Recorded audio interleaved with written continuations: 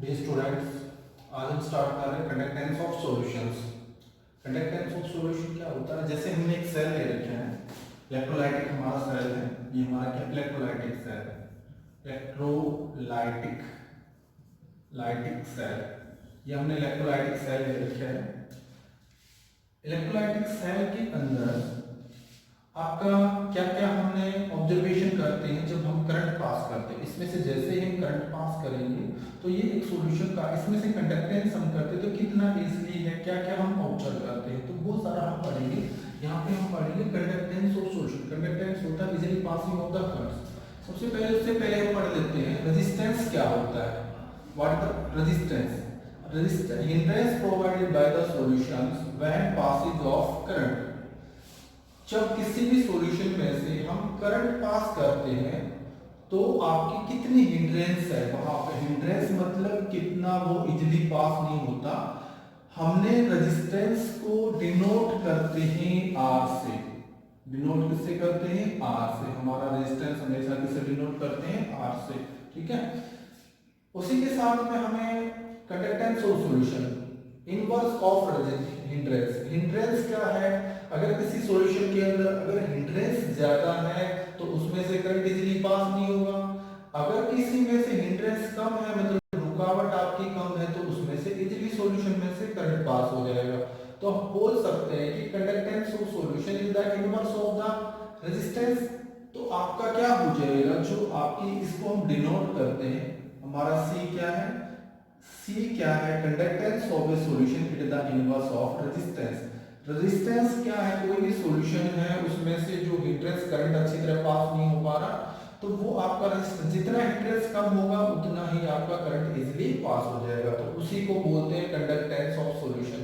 तो conductance of solution is the inverse of the R. ठीक है। तो ये हमारा हो जाएगा कंडक्टेंस ऑफ ए सॉल्यूशन। अब इसी के साथ में एक लॉ भी दे रखा है। लॉ क्या है कि हमारा लॉ क्या है? Ohm's law. ओहम्स लॉ आपने पढ़ भी रखा होगा। हमने क्या कर रखा है? Two end of the conductor, कोई भी सॉल्यूशन है उसके टू एंड हमने ले रखे हैं, एक एंड ही है एक end. Two end of the solutions of a conductor applied a voltage. अगर हम उसके ऊपर कोई भी वोल्टेज अप्लाई करते हैं, ये सॉल्यूशन है, इसके अंदर हमने कोई भी वोल्टेज V, या हम इसको E से डिनोट कर रहे हैं यहाँ पे, अगर कोई भी वोल्टेज हमने उसके ऊपर अप्लाइड की है E, तो then the current flow through it, then resistance of a conductor। उसने बोला है अगर उसमें से हमने I करंट पास किया है, ठीक है, किसी भी सॉल्यूशन के दो एंड ले रखे हैं, उसमें हमने वोल्टेज अप्लाई कर दी, ठीक है, उसमें से आपका कितना करंट पास होगा, ठीक है ना, तो वो उसमें से I करंट पास हुआ तो वो बोलता है रेजिस्टेंस किसके बराबर हो जाएगा? रेजिस्टेंस हमारा हो जाएगा E बाई I। ठीक है। मतलब रेजिस्टेंस आप क्या करते हो, सीधा आपका किस पे डिपेंड करेगा? वोल्टेज के ऊपर, और इनवर्सली प्रोपोर्शनल।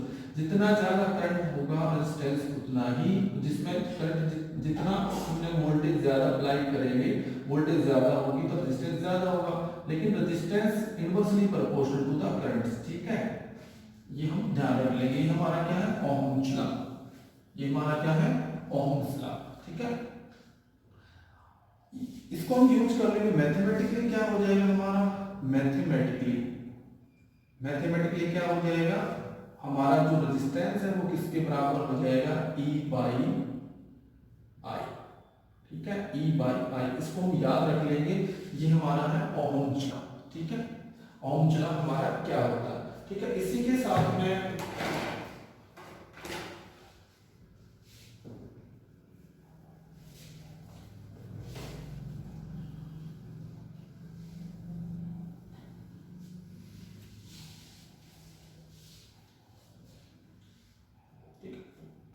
देखो, अब कोई भी जो आपका सॉल्यूशन हमने ले रखा है उसमें रेजिस्टिविटी क्या होती है? एक हम छोटा सा सिस्टम पढ़ेंगे, रेजिस्टिविटी। रेजिस्टिविटी, ठीक है। हमें पता है कोई भी सॉल्यूशन है, resistance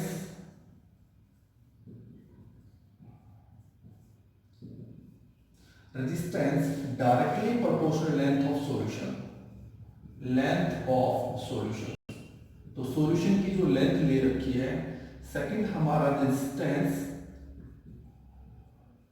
inversely proportional to the area of cross section, area of cross sections, ठीक है, जिसे हमने ले रखा है, ये हमारा सेल ले रखा है, तो इसका कितना एरिया ऑफ क्रॉस सेक्शन होगा और दो रोड के बीच में कितनी लेंथ होगी। जितना ज्यादा डिस्टेंस होगा उतना ही ज्यादा आपका क्या होगा, रेजिस्टेंस उतना ही ज्यादा होगा। मतलब यहाँ पे करंट को चलने के लिए ज्यादा डिस्टेंस कवर करना पड़ेगा। ये मान लिया यहाँ से चल के करंट यहाँ तक गया है, तो जितना ज्यादा यहाँ पे लेंथ होगी उतना ही रेजिस्टेंस ज्यादा होगा, क्योंकि उसको ज्यादा प्रॉब्लम मिलेगी। तो आपका हम बोल सकते हैं हमारा क्या है, रेजिस्टेंस हमारा क्या है, सीधा डिपेंड करता है length of a solutions, length of a wire या लेंथ ऑफ ए सॉल्यूशन, या डिस्टेंस बिटवीन टू रोड्स, या हम लिख सकते हैं डिस्टेंस बिटवीन टू इलेक्ट्रोड्स, दो इलेक्ट्रोड हैं उनके बीच में हमारा कितना डिस्टेंस हो सकता है वो हम लिख सकते हैं। तो हम बोल सकते हैं हमारा डिस्टेंस किसके बराबर हो जाएगा, अगर हम फर्स्ट इक्वेशन को सेकंड इक्वेशन को अगर हम कंबाइन कर देते हैं तो हमारा डिस्टेंस किसके बराबर हो जाएगा, डायरेक्टली प्रोपोर्शनल लेंथ और क्रॉस सेक्शन एरिया। या हम इसको ऐसे भी लिख सकते हैं, रेजिस्टेंस हमारा किसके बराबर हो जाएगा, रो एल बाई ए। ये हमारा क्या, प्रोपोर्शनलिटी कांस्टेंट, ये हमारा क्या है, प्रोपोर्शनलिटी कांस्टेंट। इसको हम क्या बोलेंगे, इसको हम बोलेंगे रजिस्टिविटी, या हम इसको बोल देंगे स्पेसिफिक रेजिस्टेंस।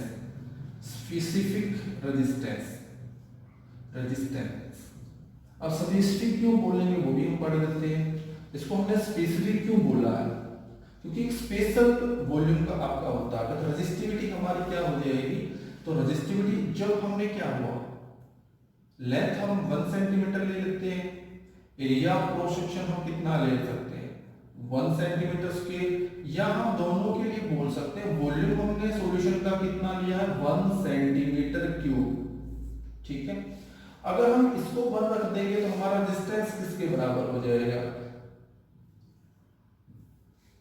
स्पेसिफिक रेजिस्टिविटी के बराबर, ठीक है। जब सॉल्यूशन का हमने क्या मान लिया, हमने मान लिया कोई भी सॉल्यूशन है उसका वॉल्यूम हमने 1 सेंटीमीटर क्यूब ले लेते हैं, तो उस टाइम या लेंथ हम 1 सेंटीमीटर, ये मतलब दोनों रोड के उन इलेक्ट्रोड के बीच में डिस्टेंस 1 सेंटीमीटर हो, और जो क्रॉस सेक्शन एरिया हो, जैसे मैं सिलेंडर ले रखा है तो सिलेंडर का जो क्रॉस सेक्शन एरिया होगा वो होगा हमारा 1 सेंटीमीटर स्क्वायर, तो दोनों को 1 मान लेते हैं। तो रेजिस्टिविटी क्या है, वो रेजिस्टेंस है। अगर हमें डिफाइन करना पड़े व्हाट इज द रेजिस्टिविटी हम बोल सकते हैं वो रेजिस्टेंस है। अब ये आपका क्या है, रेजिस्टेंस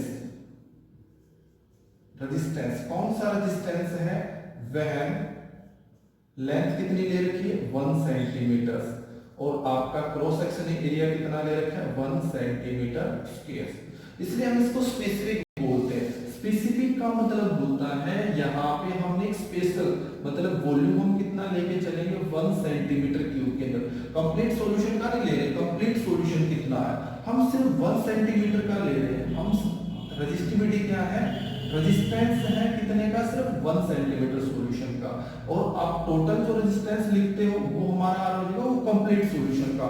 ये हमने यहाँ पे मान लिया ये हमारा 1 सेंटीमीटर आपका वॉल्यूम बनता है, तो जो आपका रेजिस्टेंस है वो सिर्फ इतने का ले रखा, पूरे सॉल्यूशन का हमने नहीं ले रखा, तो इतने का जो रेजिस्टेंस है उसको हम बोल देंगे सॉल्यूशन की रेजिस्टिविटी, ठीक है। इसी से हम फर्दर कुछ ऑब्जर्वेशन हमारी और है जो हम आगे करेंगे।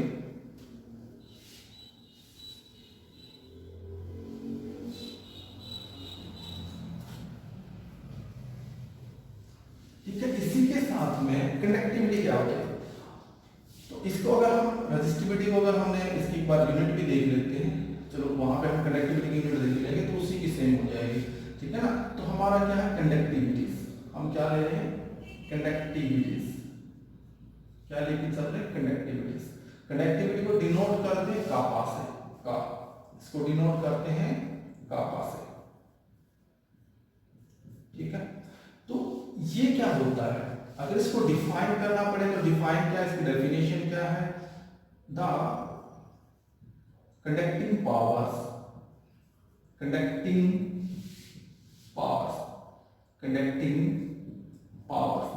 मतलब उसमें से कितना करंट पास होता है, या हम क्या है हमारी कंडक्टेंस, क्या है कंडक्टिंग पावर या conductance of 1 centimetre cube solutions. बिल्कुल सिंपल डेफिनेशन आपने करनी है, पूछी जाती है एग्जाम के अंदर। तो कंडक्टिंग पावर या conductance of the 1 centimetre cube solution, जो हमने सॉल्यूशन ले रखा है 1 सेंटीमीटर क्यूब, ठीक है। तो इसको आपको पता है कि इसका इनवर्स ऑफ द रेजिस्टिविटी। तो हमने जो कंडक्टिंग पावर है वो क्या है, एक सॉल्यूशन के अंदर कंडक्टेंस है, कंडक्टेंस कितने की है 1 सेंटीमीटर क्यूब की।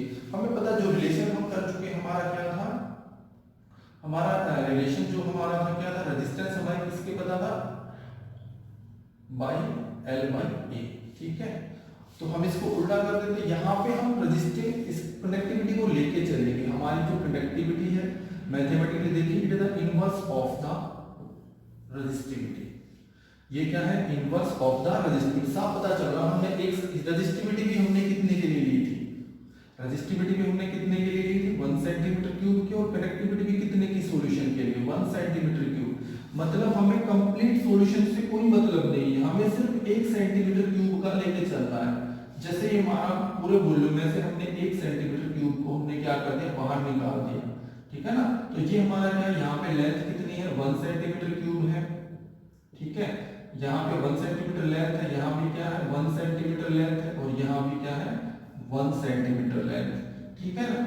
पूरे सॉल्यूशन का हमें मतलब नहीं है, हमें सिर्फ कितने की लेनी है कंडक्टिविटी। अगर आपसे पूछे conductivity of the 1 ml solution, या हम 1 सेंटीमीटर क्यूब सॉल्यूशन की बोल सकते हैं या 1 ml सॉल्यूशन की बोल सकते हैं। तो 1 सेंटीमीटर क्यूब की जो आपकी कंडक्टिंग पावर है उसको हम बोल देंगे आपका क्या हो जाएगा कंडक्टिंग, ठीक है, उसकी जो कंडक्टेंस है। तो हम इसको क्या कर लेते हैं यहाँ पे भी, अब हम इसको थोड़ा सा इन्वर्स कर लेते हैं। तो हमारा क्या हो जाएगा 1 बाई रो इक्वल टू, ये हमारा किसके बराबर हो जाएगा 1 बाई आर, तो L डिवाइड बाई ए, ठीक है। तो ये हमें पता है, इसको हम क्या मान के चल रहे हैं इनवर्स ऑफ, ठीक है ना, इनवर्स ऑफ क्या होगा रेजिस्टिविटी। ये हमारी क्या थी रेजिस्टिविटी, इनवर्स ऑफ रेजिस्टिविटी हमारा क्या हो जाएगा कंडक्टिविटी। और ये हमें पता है ये किसके बराबर होगी, ये भी हम कर चुके हैं, यहाँ पे हमने किया था। हमें पता है कि 1 बाई आर किसके बराबर होता है कंडक्टेंस की। तो हम ये वैल्यू पुट कर देंगे, तो हमारी क्या आ जाएगी आपका यहाँ पे क्या आ जाएगा कापा किसके बराबर हो जाएगा C multiplied by L by A. तो इनको भी हम लिख सकते हैं, इनको हम रख सकते हैं सेल कांस्टेंट। ये हमारा क्या है सेल कांस्टेंट। हमने इसको सेल कांस्टेंट क्यों बोला है, हमने सेल कांस्टेंट इसलिए बोला है कोई भी हमारा सेल है उसकी लेंथ क्या होती है फिक्स होती है, हमने बना रखा। जैसे हमारा सॉल्यूशन ऐसे तो है भी बार बार हम चेंज करते रहेंगे। जो सिलेंडर हमने यहाँ पे ले रखा है वो सिलेंडर हमारा फिक्स है यहाँ पे, इसलिए कोई भी सॉल्यूशन है एक सेल के लिए उसका जो सेल कांस्टेंट होता है फिक्स होता है, उसकी जो लेंथ है वो भी सेम होती है और cross section area of the same होते हैं। तो हम बोल सकते हैं हमारा कंडक्टिविटी किसके बराबर है conductance multiplied by C star, ठीक है। C स्टार यहाँ पे क्या है हमारा सेल कांस्टेंट। तो ये हमारा रिलेशन हो जाएगा, ये रिलेशन न्यूमेरिकल में यूज किया जा सकता है। तो आपने ध्यान रखना कंडक्टिविटी किसके बराबर होती है कंडक्टेंस और मल्टीप्लाइड बाय सेल, ठीक है। हम एक रिलेशन ये कर सकते हैं या हम बोल सकते हैं, ठीक है, यहां पे हम क्या बोल सकते हैं, हमें पता हमारा क्या है कापा किसके बराबर है C multiplied by L by A. तो अगर हम लेंथ हमने 1 सेंटीमीटर ले ली, ठीक है, एरिया ऑफ क्रॉस सेक्शन कितना ले लेंगे, एरिया ऑफ क्रॉस सेक्शन हम ले लेंगे 1 सेंटीमीटर स्क्वायर, ठीक है। तो ये तो हमारा किसके बराबर हो जाएगा 1 यूनिट के बराबर, ठीक है, 1 के बराबर। तो हमारा कंडक्टिविटी किसके बराबर हो जाएगी कंडक्टेंस के बराबर। तो हम बोल सकते हैं अगर हमने कंडक्टिविटी की डेफिनेशन देनी है तो क्या बोलेंगे, कंडक्टिविटी हमारी क्या है, क्या डेफिनेशन होगी, कंडक्टिविटी क्या होगी the conductance of a solutions, conductance of A solution, ये हमने ऊपर भी लिख रखा है सेम डेफिनेशन, कंडक्टिंग पावर या conductance of A solution of 1 centimetre, ठीक है, जिसका वॉल्यूम हमने क्या ले रखा है यहाँ पे, ये हमारा क्या है वॉल्यूम। वो सॉल्यूशन कंडक्टिविटी क्या है वो सॉल्यूशन जिसका हमारा वॉल्यूम कितना होगा 1 सेंटीमीटर क्यूब। तो उस कंडक्टेंस को बोल देंगे, पूरे जो कंप्लीट सॉल्यूशन की होती है वो होती है कंडक्टेंस। लेकिन जो सिर्फ 1 सेंटीमीटर क्यूब की होती है वो क्या होती है हमारी कंडक्टिविटी, आपको ध्यान रखना है। तो कंडक्टिविटी हमारी क्या होगी, the conductance of A solution of the 1 centimetre cubes. ठीक है, अगर हम इसकी यूनिट देखें, यूनिट क्या होगी हमारे यहाँ पे,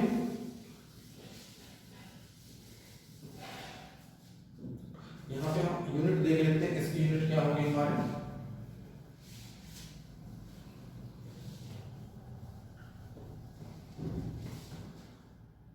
हमें पता है हमारी जो कंडक्टिविटी किसके बराबर होती है,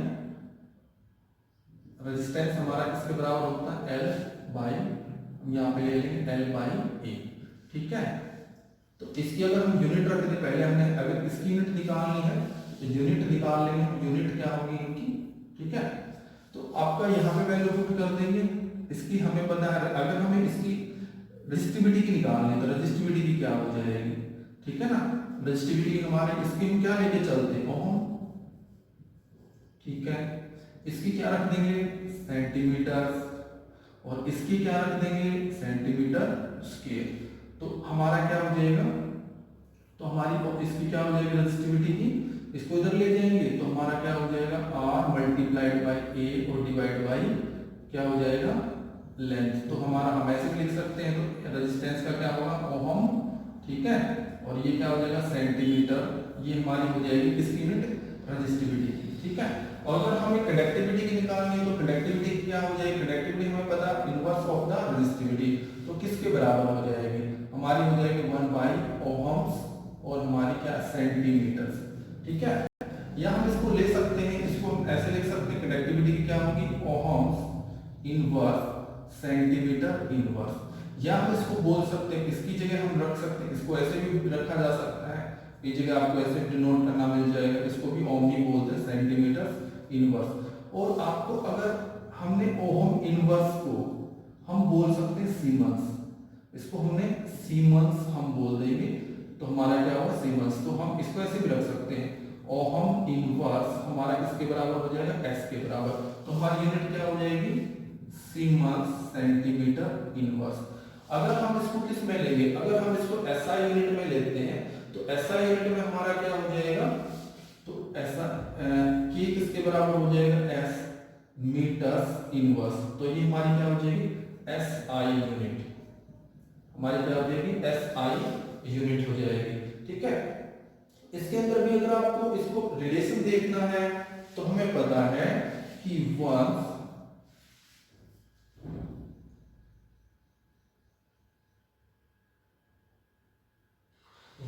हमारा क्या हो जाएगा,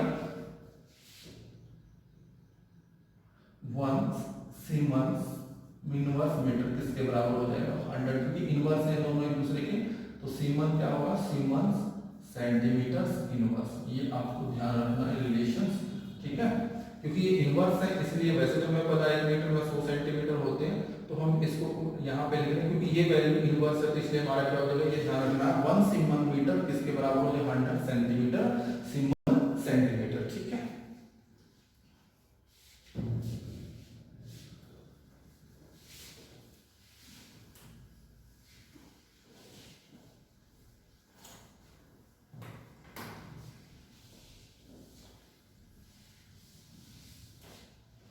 अब इसी के अंदर हम ले लेते हैं equivalent conductivities, equivalent conductivities, equivalent conductivity क्या होती है, देखो इक्विवेलेंट कंडक्टिविटी क्या होती है। अब हमने क्या कर लिया, हम मान के चल रहे हैं कोई भी हमने सॉल्यूशन ले लिया यहाँ पे, अब हम क्या कर रहे हैं, जैसे ये मान लिया हमने एक सॉल्यूशन ले लिया,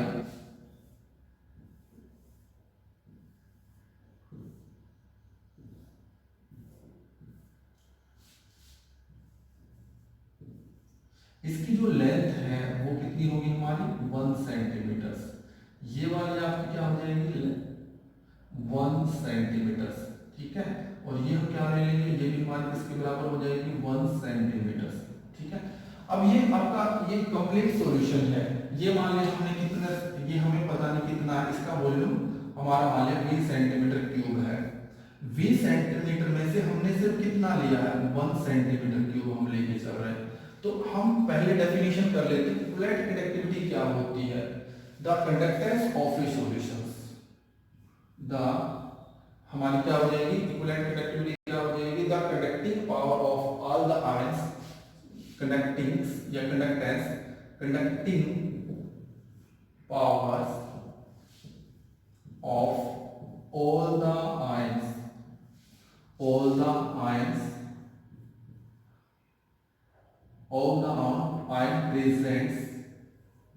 present in the solutions, कोई भी सॉल्यूशन ले रखा है हमने, उसके अंदर जो conducting power of the all the ions of all the ion present in the solution of 1 gram equivalents, 1 gram equivalents,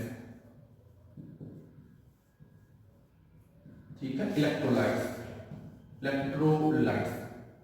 हमने क्या कर रखा है इसके अंदर, ये हमारा कंप्लीट सॉल्यूशन है। इसके अंदर सपोज कि इसके अंदर हमने जो सॉल्यूशन डिसॉल्व कर रखा है, जो अमाउंट हमने ले रखी है वो कितनी है, 1 ग्राम इक्विवेलेंट्स, ठीक है। हमने क्या ले ली, कोई भी 1 ग्राम इक्विवेलेंट किसी भी सॉल्यूशन पे हमने किसी भी सब्सटेंस का हमने डाला है, तो 1 ग्राम इक्विवेलेंट डाला तो उसके टाइम जो इक्विवेलेंट जो कंडक्टिविटी आएगी, जो उसकी कंडक्टिंग पावर है, उसको हम बोल देंगे हमारी क्या हो जाएगी कंडक्टिंग पावर, उसकी हो जाएगी इक्विवेलेंट कंडक्टिविटीज, ठीक है। इक्विवेलेंट करें जैसे मान लिया किसी का भी 1 ग्राम इक्विवेलेंट ले लेंगे, कोई भी सब्सटेंस है 1 ग्राम इक्विवेलेंट का मतलब होता है, जैसे मान लिया हमने सल्फ्यूरिक एसिड डाला या हमने कोई भी डाल देंगे, जैसे मान लिया हमने सोडियम क्लोराइड डाल दिया, तो सोडियम क्लोराइड का क्या होता है हमारा, इसका 23 और इसका कितना 35.5 तो कितना हो जाएगा 58.5, इसका क्या हो जाएगा मोलिकुलर मास इतना मोल, या मतलब हमने क्या डाला क्या 1 मोल, लेकिन यहाँ पे पॉजिटिव चार्ज 1 ही है, तो यहाँ पे आपका 1 मोल ले लेंगे, किसके बराबर हो जाएगा 1 मोल हमारा हो जाएगा 1 ग्राम इक्विवेलेंट्स, ठीक है।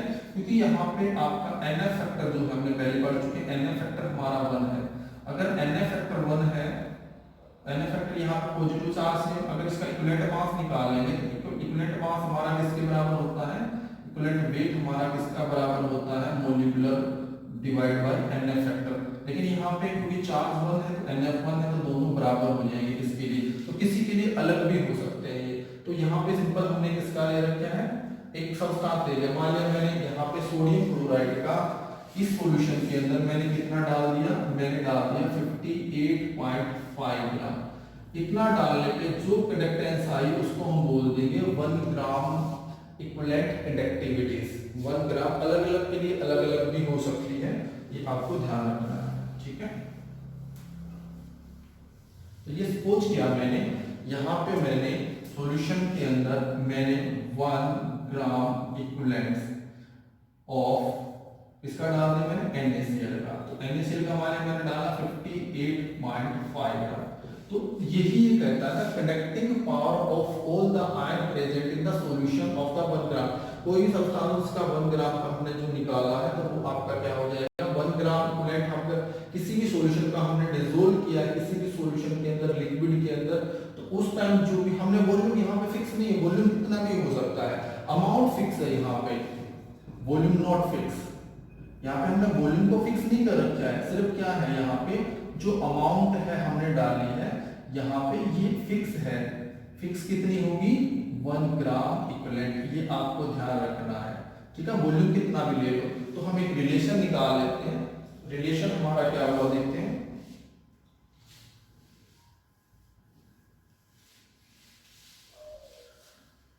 देखो हमने देख लिया, मैंने सपोज कर लिया अगर सॉल्यूशन बहन, देखो 1 ग्राम मैंने इक्विवेलेंट डाला किसी का भी, 1 ग्राम मैंने इक्विवेलेंट डाला है, तो 1 ग्राम इक्विवेलेंट की जो मोलरिटी होगी इसको हम डिनोट करते हैं इससे, वो हमारे किसके बराबर हो जाएगी, इसकी कंडक्टिविटी के बराबर। कब है आपकी, इसको हम डिनोट करते हैं जो हमारी क्या होती है इक्विवेलेंट कंडक्टिविटीज, हमारी इक्विवेलेंट कंडक्टिविटी क्या होती है, कंडक्टिविटी को डिनोट करते हैं हम डिनोट करते हैं इससे, ठीक है। अगर मान लिया सॉल्यूशन का वॉल्यूम हमने सिर्फ 1 सेंटीमीटर क्यूब ले रखा है, case 1, if volume of solution is 1 centimetre cube, ठीक है। ये तो फिक्स है, ये आपकी अमाउंट पे डिपेंड करती है, अमाउंट कितनी डाली है, और ये कितने पे डिपेंड करती है, वॉल्यूम पे। वॉल्यूम कितना लेंगे, 1 सेंटीमीटर क्यूब, ठीक है। ये क्या है कि कोई भी सॉल्यूशन, हमें अमाउंट पे फर्क नहीं पड़ रहा है, पहले हम ये देख लेंगे ये 1 सेंटीमीटर में कितनी आई, ये कंप्लीट सॉल्यूशन की है, तो ये तो आपकी फिक्स रहेगी।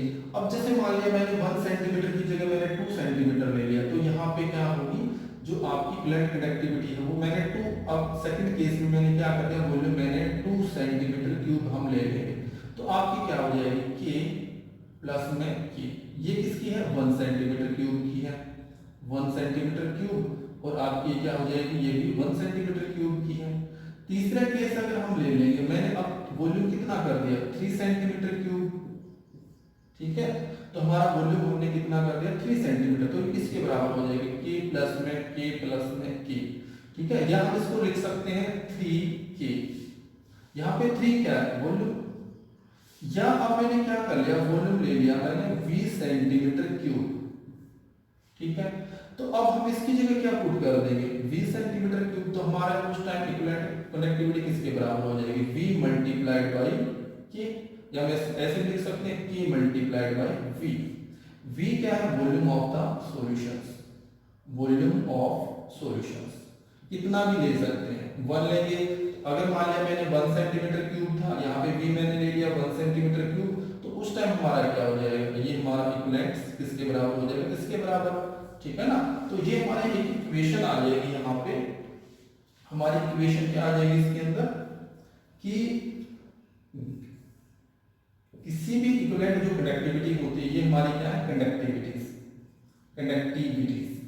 ठीक है, ये हमारा क्या वॉल्यूम, ठीक है। इससे हम और भी रिलेशन निकाल सकते हैं। हमने सपोज किया सॉल्यूशन के अंदर, हमने सपोज कर लिया सॉल्यूशन के अंदर हमने क्या ले लिया,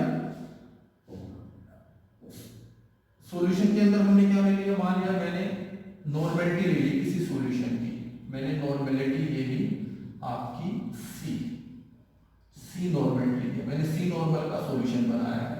अब हम इसको ऐसे भी ले सकते हैं, कितना ग्राम का बना, सी ग्राम इक्विवेलेंट, कितने में प्रेजेंट, इन 1 लीटर या 1 सेंटीमीटर क्यूब सॉल्यूशन, ठीक है। अब हमने क्या करना है, हमें पता है C gram equivalent present the volume of C gram equivalent is 1000 centimetre cubes, then the volume of, हमें क्या लेके चल रहे हैं, 1 ग्राम इक्विवेलेंट, हमने पहले पढ़ चुके स्टेटमेंट क्या करती है, वॉल्यूम ऑफ 1 ग्राम इक्विवेलेंट, तो हमारा किसके बराबर हो जाएगा, 1000 बाई सी, ठीक है ना, सी क्या हो जाएगा, इक्विवेलेंट, सी ग्राम इक्विवेलेंट, ठीक है। ये हम पुट कर देंगे, तो हम यहाँ पे वैल्यू पुट कर देंगे, इसको मैं यहाँ लिख देता हूँ, इसको मैं ऊपर की तरफ लिख देता हूँ। अगर हम इसको पुट कर देते हैं सी ग्राम इक्विवेलेंट, हमारा रिलेशन आ चुका है, हमारा रिलेशन क्या था, हमारी इक्विवेलेंट कनेक्टिविटी किसके बराबर है, k मल्टीप्लाइड बाय v। अब हमारा वॉल्यूम क्या आ जाएगा, यहाँ पे वॉल्यूम हमारा कितने का है, 1 ग्राम, तो इसकी जगह हम वैल्यू पुट कर सकते हैं k multiplied by 1000 divide by C gram equivalent, ठीक है। और ये हम किसके लिए लेके चल रहे हैं, 1 नॉर्मेलिटी के लिए, सी ग्राम, ये किसी ने कितना लिया हमने, सी ग्राम इक्विवेलेंट, किसके लिए, नॉर्मेलिटी के लिए, नॉर्मेलिटी के, तो हम ऐसे पुट कर सकते हैं, तो इक्विवेलेंट हमारा किसके बराबर हो जाएगा, k मल्टीप्लाइड बाय 1000 और डिवाइड बाय हमारी क्या आ जाएगी, नॉर्मेलिटी, क्या आ जाएगी, नॉर्मेलिटी, ठीक है। तो हम यहाँ तक कर लेते हैं, ये हमारा रिलेशन आ जाएगा, इसमें हमारा ग्राम इक्विवेलेंट वेट किसके बराबर, कंडक्टिविटी हमारी क्या है, कंडक्टिविटी कितनी है, 1 सेंटीमीटर क्यूब की, नीचे हम ले लेंगे नॉर्मेलिटी, हमारा फर्स्ट रिलेशन